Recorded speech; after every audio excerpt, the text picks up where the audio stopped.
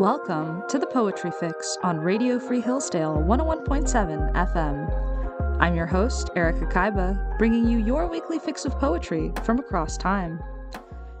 Today we're reading T.S. Eliot's Aunt Helen, which describes what happens after the passing of Eliot's maiden aunt.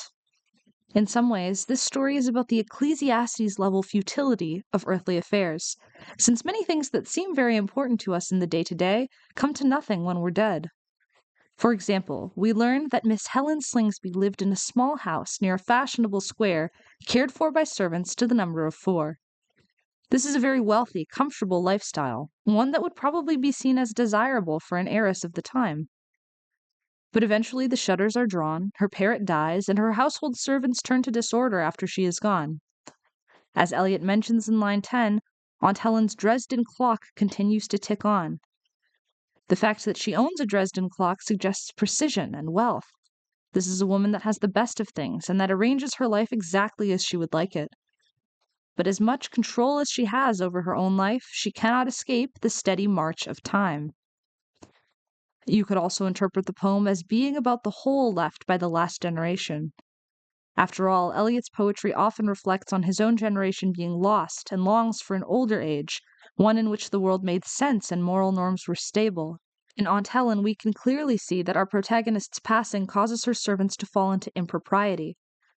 Her footman is sitting on her dining table, holding the second housemaid on his lap, and Eliot deliberately mentions that this housemaid had always been so careful while her mistress lived. Miss Helen Slingsby had held those around her to a moral standard that somehow collapses when she is gone.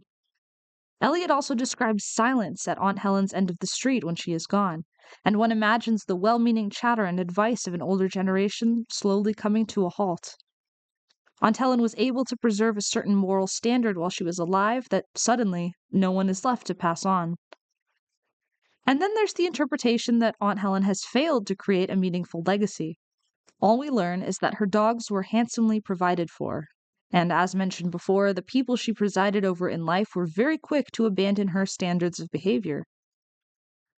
To close on an ominous note, for an already ominous interpretation of an already ominous poem, we might ask ourselves what Eliot meant by saying that when Aunt Helen died, there was silence in heaven and silence at her end of the street. My first instinct was to read this as a mournful silence. But is it? After all, silence could mean others are keeping quiet to honor her, or it could mean that these spaces are empty because she is not there.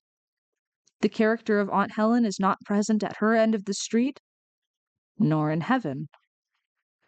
With all that said, let's dive in. Aunt Helen by T.S. Eliot. Miss Helen Slingsby was my maiden aunt, and lived in a small house near a fashionable square, cared for by servants to the number of 4. Now when she died, there was silence in heaven, and silence at her end of the street. The shutters were drawn, and the undertaker wiped his feet.